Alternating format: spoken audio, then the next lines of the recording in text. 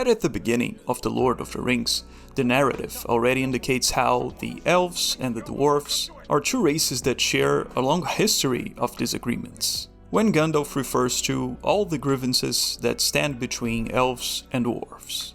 However, throughout the book, there's little time to explore the full details behind the strife between the two peoples, like how it began and how it evolved over the years. So in today's video, we're going to explore the story of the strife between Elves and Dwarves. To start this discussion, there is a first question that must be investigated, which is there a specific feud between Elves and Dwarves?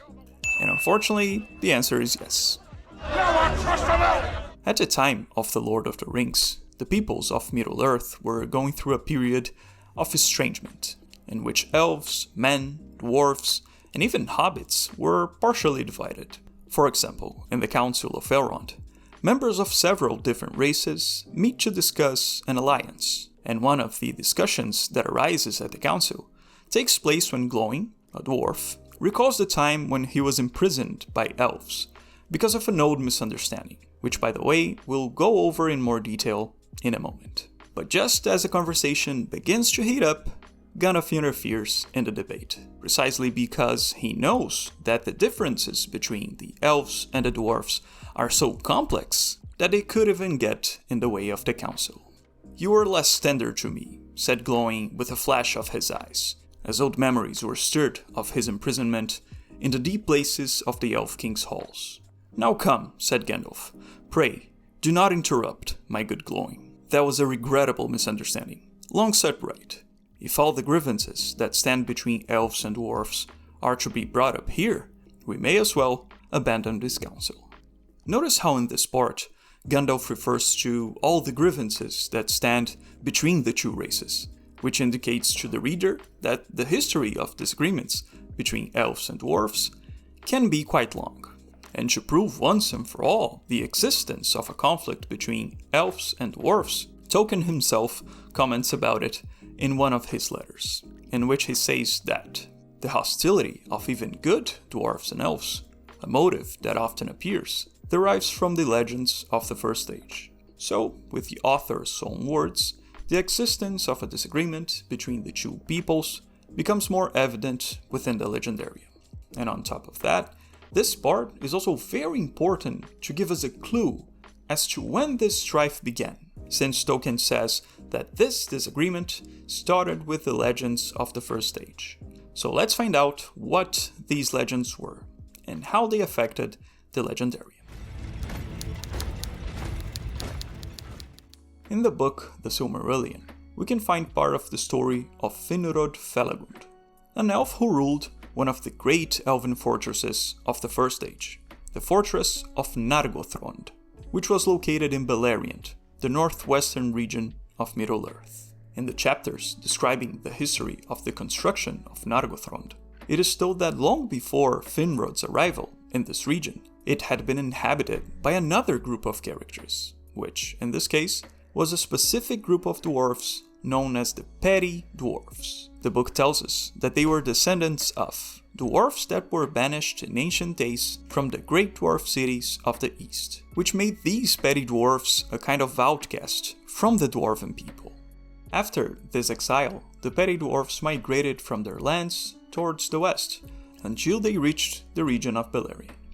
And because of their condition as a type of refugees, this type of dwarf developed different traces in comparison to the common dwarves, causing the Petty-dwarves to have a diminished stature and to walk with bowed shoulders and with furtive steps. However, the tragic turn of the story happens when the elves of Beleriand encounter the Petty-dwarves, because they fail to recognize that they are part of a different folk due to their unique traces. And so, the elves face them as lower creatures, which fueled a feeling of hatred among the Petty-dwarves against the elves. The elves of Beleriand knew not what these others were, and they hunted them and slew them. But afterwards they let them alone, and they were called Noegith Nibin, the Petty-dwarves, in the Sindarin tongue. They loved none but themselves, and if they feared and hated the orcs, they hated the Eldar no less. and the exiles most of all. In addition to this part of the Silmarillion, I'm also very interested in a passage from the volume 11 of the history of Middle-earth, the War of the Jewels, which goes even deeper into this development of this feud between the elves and the Petty-dwarves. The Great Dwarfs despised the Petty-dwarves, who were, it is said, the descendants of dwarves who had left or been driven out from the communities, being deformed or undersized, or slothful and rebellious. But they still acknowledged their kinship and resented any injuries done to them. Indeed, it was one of their grievances against the Eldar that they had hunted and slain their lesser kin, who had settled in Beleriand before the elves came there. This grievance was set aside when treaties were made between the dwarves and the Sindar. In this section, we can see how these conflicts made even the Great Dwarves resent the elves, since the Petty-dwarves were also part of their racial lineage. And what is very notable about this section is that it points out very clearly how Tolkien considered this conflict with the Petty-dwarves to be one of the reasons for hostility between the elves and the dwarves, at least for a while, even though this conflict was resolved in the future, with an agreement between the dwarves and the Grey Elves. So, to organize the video, we're going to put this conflict with the Petty-dwarves as a number 1 on our list of possible motivations behind the feud between the two peoples. And to conclude this part, another very important detail of the passage we were analyzing is that it describes that the story of the Petty-dwarves was just one of the grievances against the elves, which supports the existence of other grudges in other stories. So let's continue our research, because right after the introduction of Finrod's story, the Silmarillion connects his arc with another tale, and one that completely changed the relationship between elves and dwarves. Let's get back to Finrod's story, more precisely at the time when he was continuing to build Nargothrond during the Years of the Sun. In order to continue developing the fortress, Finrod, no fool himself, asked the best builders around for help, the dwarves of the Blue Mountains. And it was during this partnership between Finrod and the group of dwarves that a great treasure began to be formed. In that labor, Finrod was aided by the dwarves of the Blue Mountains, and they were rewarded well, for Finrod had brought more treasures out of Tirion than any other of the princes of the Noldor. And in that time was made for him the Nauglamír, the necklace of the dwarves, most renowned of their works in the Elder Days. It was a carcanet of gold, and set therein were gems encountered from Valinor. And so the Nauglamír was built, the necklace that became one of the most memorable jewels in the entire story of Middle-earth, as a symbol of this interaction between elves and dwarves. However, as history progressed, the struggle of the Free Peoples against Melkor, the Dark Lord, continued to affect Middle-earth. And during these conflicts, Finrod ended up dying in battle, and the fortress of Nargothrond was taken by the forces of evil. Then, advancing up to the year 502, the Nauglamír was taken to a relative of Finrod's, King Thingol, who lived in the fortress of Menegroth as the king of the realm of Doriath.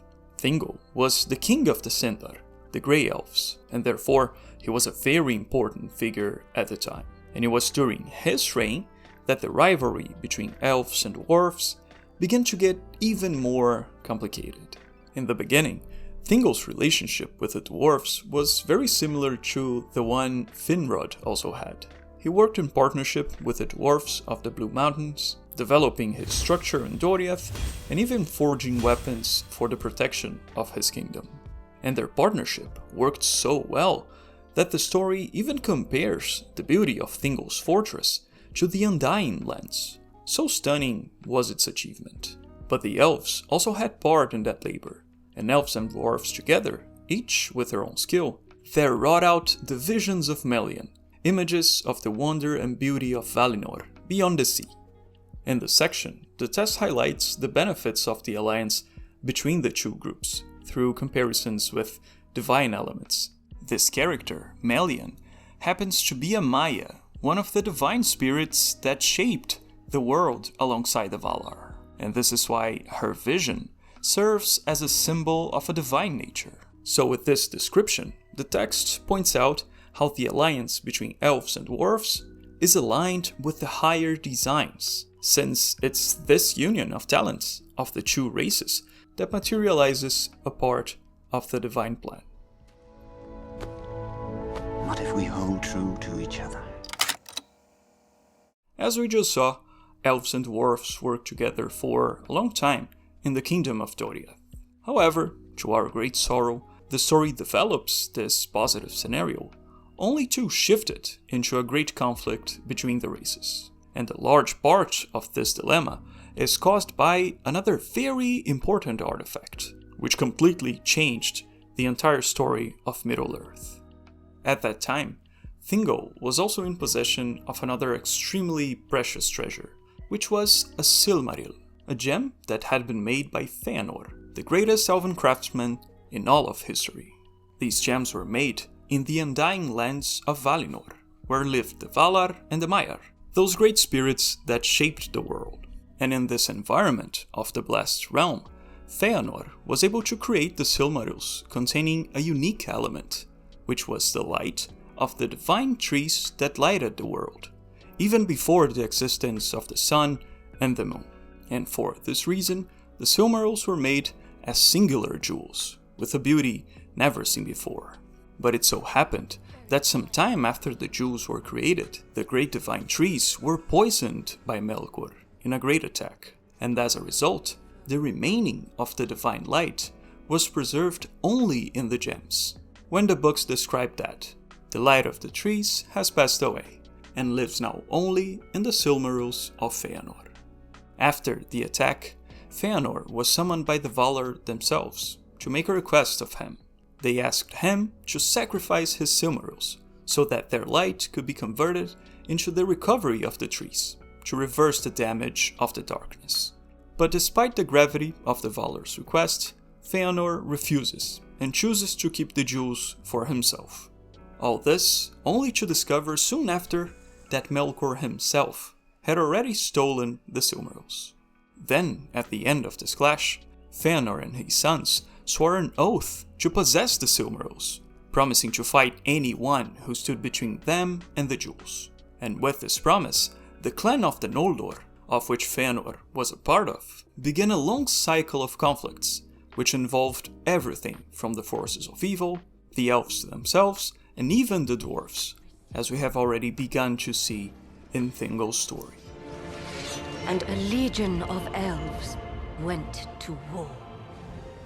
One of Fëanor's main motivations is his attachment to the Silmarils, and there is a passage that sums up very well how this feeling developed in his attitudes. For Fëanor began to love the Silmarils with a greedy love, and grudged the sight of them to all, save to his father and his 7 sons. He seldom remembered now that the light within them was not his own. Notice how this passage emphasizes that Fëanor developed a sense of ownership over the light that was not entirely his, since it had a divine origin coming from the Valar. So Fëanor's attachment caused him to deny a common good, the sharing of the light of the trees, out of possessiveness. The narrative makes it very clear that Fëanor's decision is morally reprehensible within the context of the story.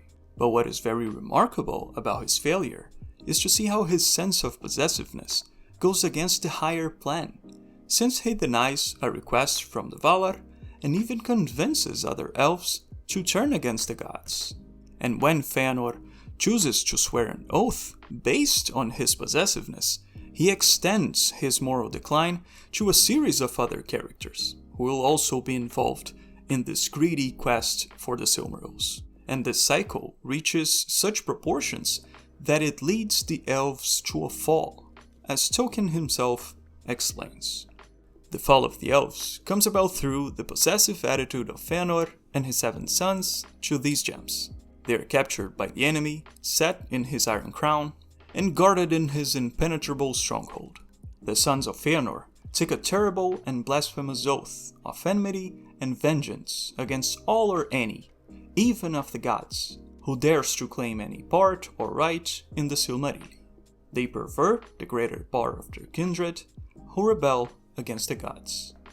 So, from that point on, this tendency of the downfall of the elves began to haunt the history of their race, influencing a long sequence of misfortunes. And an event that also got involved in this series of losses was a strife between elves and dwarves, which ended up being deeply connected with the story of the Silmarils. Fëanor's hammer. The tool that wrote the Silmarils. During the First Age, many years after the Silmarils were created, one of the jewels was given to Thingol in the kingdom of Doriath. And during that time, that same feeling of attachment that had affected Fëanor in the past also began to awaken Thingol's possessiveness. And as a consequence, Thingol intended to reforge the Nauglamír by placing the Silmaril in the necklace.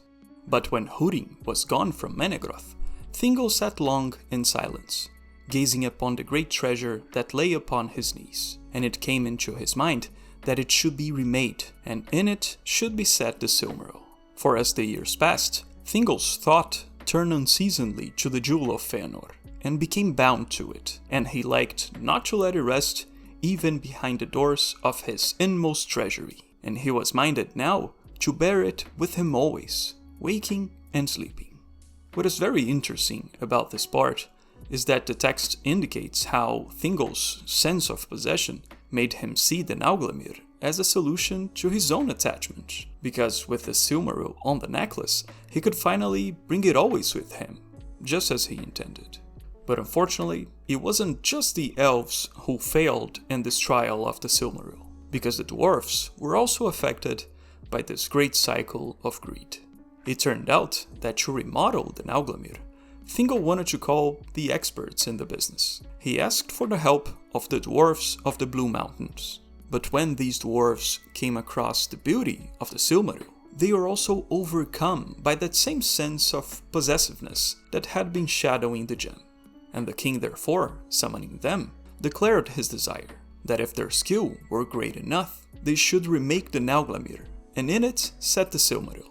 Then the dwarfs looked upon the work of their fathers, and they beheld with wonder the shining jewel of Fëanor, and they were filled with a great lust to possess them, and carry them off to their far homes in the mountains. But they dissembled their mind, and consented to the task.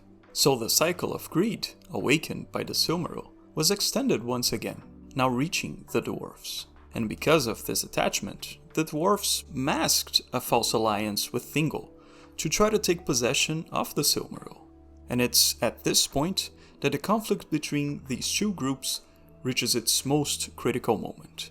After the dwarves finished rebuilding the Nauglamír, combining the necklace with the Silmaril, they entered into a dispute with Thingol over who would have possession of the new artifact. But the dispute between the groups became so heated that the dwarves took up arms and came into direct conflict with King Thingol. And in that battle, Thingol lost his life, and the kingdom of Doriath was invaded and destroyed by the dwarfs of the Blue Mountains. Until, as a reaction to this first attack, this same group of dwarfs ended up being ambushed by another group of elves. This time, these were led by Curufin and Celeborn, two sons of Fëanor who were seeking the Silmaril in the name of their oath. In the timeline of these events, Tolkien describes that the dwarves of Legolas and Nogrod invade Doriath. King Thingol is slain, and his realm ended. Curufin and Celeborn, hearing of the sack of Menegroth, ambushed the dwarves at the fords of Asgard, as they sought to carry off the dragon gold to the mountains. So the conflict begins and ends with the same search for the Silmaril, being influenced by Fëanor's legacy from start to finish. And most importantly, after all of these battles, both elves and dwarves suffered the same losses, facing the death of their kin in the name of a lost treasure. To confirm the impact of this war for the Nauglamír, there is a text that describes, in a very straightforward way, how the fall of Doriath would harm the relationship between elves and dwarves in the future. In the West, at the end of the First Age, the dealings of the dwarves of the Ered Lindon with King Thingol ended in disaster and the ruin of Doriath, the memory of which still poisoned the relations of elves and dwarves in after ages. So with this confirmation, the fall of Doriath can be listed alongside the hunting of the Petty-dwarves as one of the major events that fueled the separation between the two peoples. But we still need to prove another very important point, which is understanding how the future relationship between the races was influenced by the fall of Doriath after the events of Thingol's arc. So let's take a look at the future of Middle-earth, more specifically during the Saga of the Ring, because the Third Age brings clear references to the fall of Doriath, which show how the feud between elves and dwarves was heavily influenced by the tale of the Nauglamír.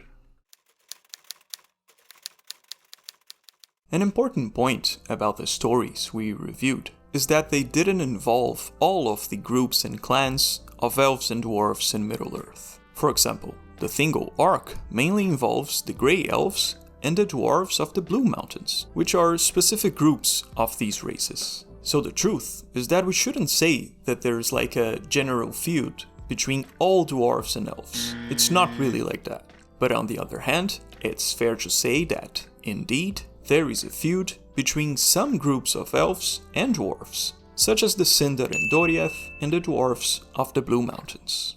At the same time, there are also examples where the opposite situation happened, when groups of elves and dwarves collaborated with each other, as happened in the construction of Nargothrond and Menegroth, which were incredibly constructed precisely because they were the result of an association between the two races. So the reality is that the strife between elves and dwarves is not absolute, because it involved certain groups at certain times.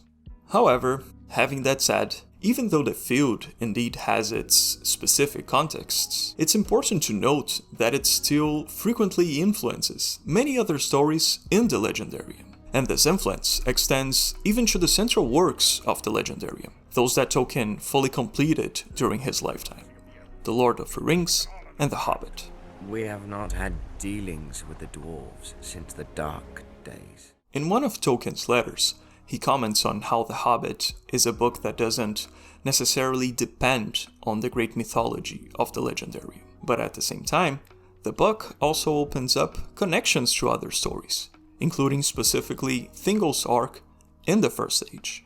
Even so, The Hobbit, could really stand quite apart, except for the references, unnecessary, though they give an impression of historical depth, to the fall of Gondolin, the branches of the Elfkin, and the quarrel of King Thingol, Lúthien's father, with the dwarves. So as Tolkien says, there is a tie connecting The Hobbit and Thingol's story. But let me just reveal an observation here. The truth is that, when The Hobbit was published, the story of Thingol had not yet been developed into its final version. But in any case, the important point here is that the author intended to attribute a connection between these stories, even though they are written at different times. So moving on, and with this hint from Tolkien's letter, we can explore where the reference of Thingol appears in Bilbo's adventure. Good morning. During the Third Age, Bilbo embarked on an adventure with a group of dwarves, led by Thorin Oakenshield. Along their way, they passed through the elven kingdom of Mirkwood, which was ruled by the Elf King, who would be defined as the character Thranduil in the future. In this part of the story, a conflict is formed while the dwarves are exploring the forest, because when Thorin approaches a group of elves, he is imprisoned, when it's described that the wood elves had come to him and bound him and carried him away. And so, the story sets this group of elves as antagonists in this part of the plot, as an obstacle to the main characters, until right after that, the narrative takes a break from the present action to contextualize the past relationship between the elves and the dwarves. And it's at this point that the story sets the connection with the old tales of the First Age. In ancient days, they, the Wood Elves, had had wars with some of the dwarves, whom they accused of stealing their treasure. It is only fair to say that the dwarves gave a different account, and said that they only took what was their due, for the Elf King had bargained with them to shape his rock gold and silver, and had afterwards refused to give them their pay. If the Elf King had a weakness, it was for treasure, especially for silver and white gems. This excerpt serves as a summary of stories from the past, and it aligns well with what has been developed about Thingol as an elven king who disputed treasure with a group of dwarves. And beyond that, after Tolkien further developed Thranduil's story, it was established that he was the son of Orofer, a Sindarin elf who had lived in the kingdom of Doriath under Thingol's rule. So through his father's lineage, Thranduil has the experience to know the story of the feud against the dwarves, including the fall of Doriath, which justifies his point of view at that point in The Hobbit. There are gems in the mountain that I too desire.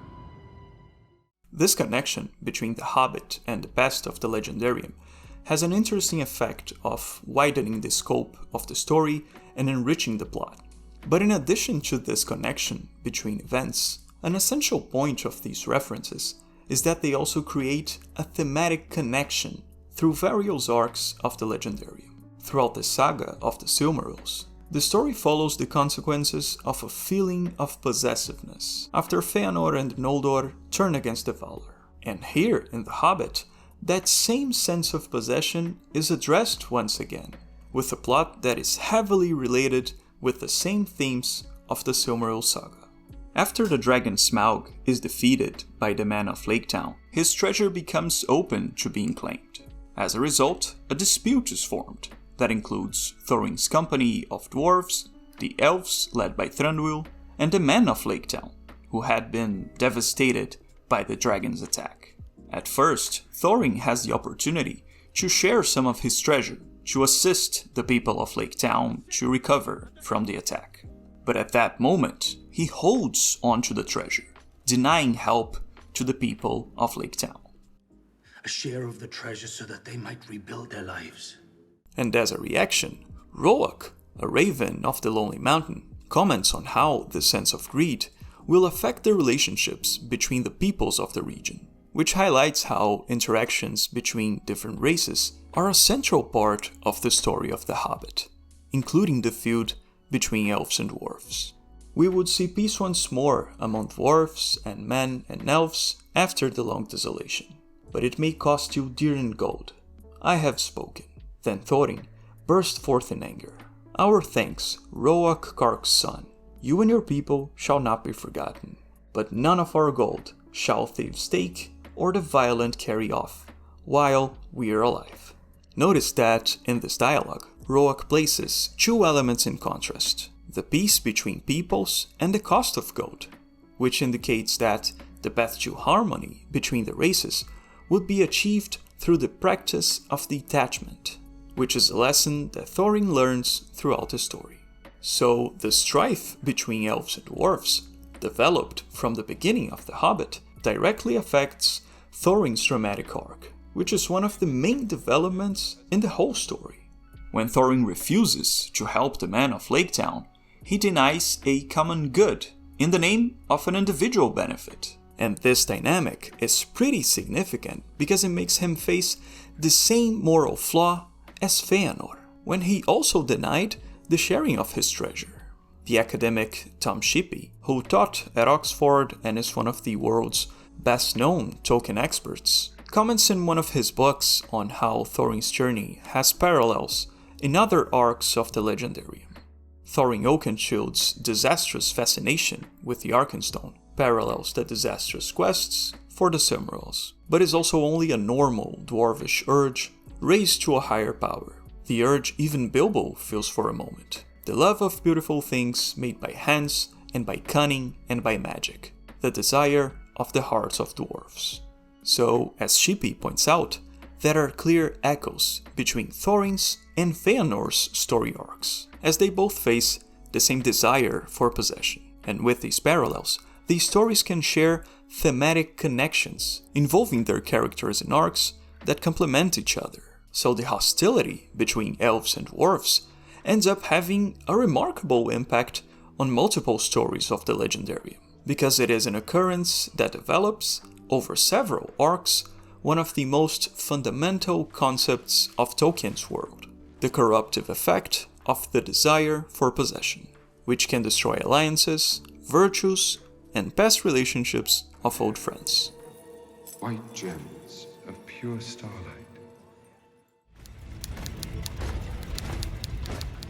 What's especially well developed about this conflict between elves and dwarves is that, although it is detailed in many different arcs, it is also a topic that comes up very naturally when reading the Legendarium, especially in The Lord of the Rings. If you recall the speech from Glowing during the Council of Elrond, which we saw at the beginning of the video. In that speech, he was talking precisely about the passages we were reviewing from The Hobbit, when he was also imprisoned by the Elves of Mirkwood. That's my wee lad, Gimli.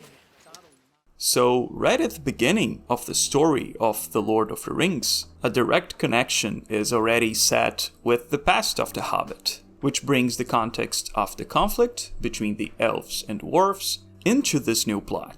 And the story introduces this conflict right at the beginning of the plot in order to develop this aspect throughout the story, which is mainly done through two members of the Fellowship of the Ring. Final count, 42. After Sauron returned to threaten Middle-earth, the Fellowship of the Ring was formed with the ideal of representing the different free peoples in their mission against evil. And following this premise, Gimli was chosen as a representative of the dwarves, while Legolas was the chosen one of the elves. Both of them had all the best intentions of dedicating themselves to the fight against Sauron, but because of the long history of disagreements between the elves and dwarves, Legolas and Gimli have some clashes at the beginning of their journey. And my axe. When the Fellowship of the Ring is nearing the mines of Moria, they approach the region where the kingdom of Eregion once was, which was another context in which elves and dwarves collaborated, many centuries before the War of the Ring. If we go back in time, during the Second Age, the elves of Eregion worked in partnership with the dwarves of Khazad-dûm, which was just next door. And through this relationship, a great friendship developed between the dwarf Narvi and the elf Celebrimbor, who, by the way, was the guy who ended up creating the great Rings of Power in the future. Nice job, Celebrimbor. Very nice job. One of the works of despair of craftsmen was the Doors of the Mines of Moria, in which they left a message that is described as follows in the book. The doors of Durin, Lord of Moria, speak friend and enter. I, Narvi, made them. Celebrimbor of Holing drew these signs. Returning to the present, when the Fellowship passes by the old location of Eregion, Gandalf recalls how this area had once been the site of a beautiful friendship between elves and dwarves. And at this point, Legolas and Gimli begin to discuss the past quarrels between their peoples. Those were happier days, when there was still close friendship, at times, between folk of different race, even between dwarves and elves. It was not the fault of the dwarves that the friendship waned, said Gimli. I have not heard that it was the fault of the elves, said Legolas. I have heard both, said Gandalf, and I will not give judgment now. But I beg you too, Legolas and Gimli, at least to be friends, and to help me. I need you both. The doors are shut and hidden, and the sooner we find them the better. Night is at hand. So the feud between elves and dwarves becomes relevant once again, this time affecting the group of main characters in The Lord of the Rings, mainly through the tension that exists between Gimli and Legolas. Why doesn't that surprise me? What is pretty expressive about this part is the way Gandalf interferes and says that he needs them to be friends, because this request is reinforced by the scenario in which this context takes place. When they arrive at the entrance to the Mines of Moria, the Fellowship needs to find out how to unlock the Mines' secret passage. And the code that unlocks the passage is the word Malon, which means friend in the ancient Elvish language of the West. Therefore, the Doors of Durin represent a proof of friendship between races, since it proves the bond that Elves and Dwarves once had, proving Gandalf's account. And at the same time, the doors also foreshadow the future, because after Legolas and Gimli pass through the portal, they will develop a bond along the lines of the same ancient friendship recorded into these stones. So the Doors of Duty represent more than just a transition of location, because it is also a passage for Legolas and Gimli's relationship, which leads them to the greatest friendship that has ever existed between their peoples.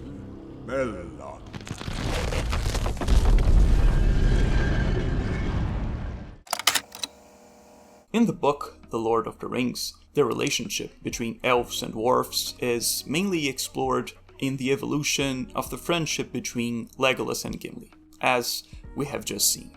But in addition to this relationship between the two, the book also expands this dynamic to entire groups of characters, exploring the relationship between elven and dwarven peoples, as happens during the Fellowship's passage through Lorien.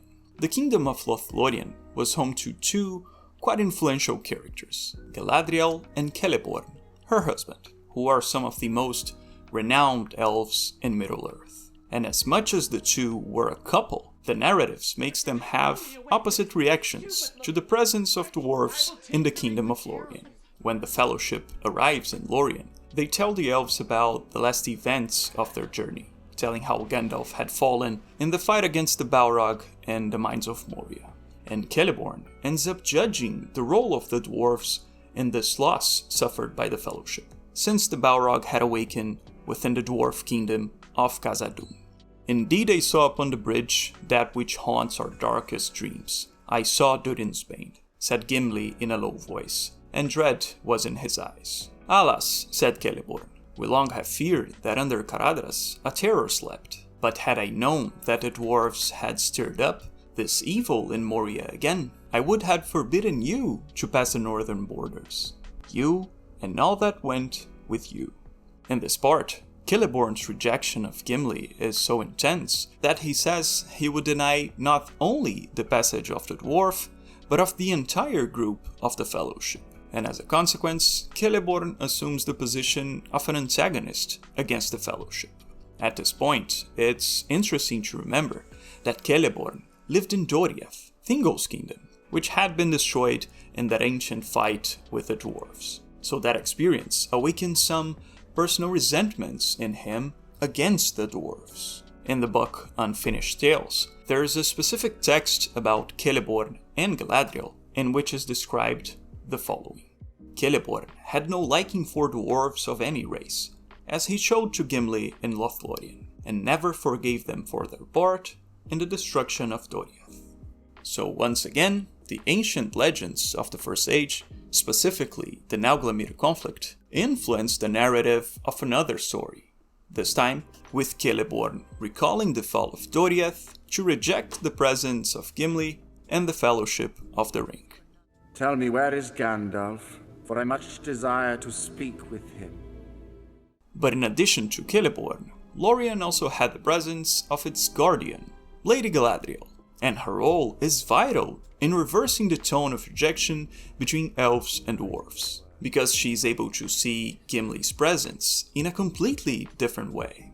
When the Fellowship of the Ring is about to start preparing to leave Lorien, Galadriel delivers a series of gifts to the group to support their mission. And in this passage, Galadriel reinforces her goal of strengthening the relationship between elves and dwarves. And what gift would a dwarf ask of the elves? Said Galadriel, turning to Gimli.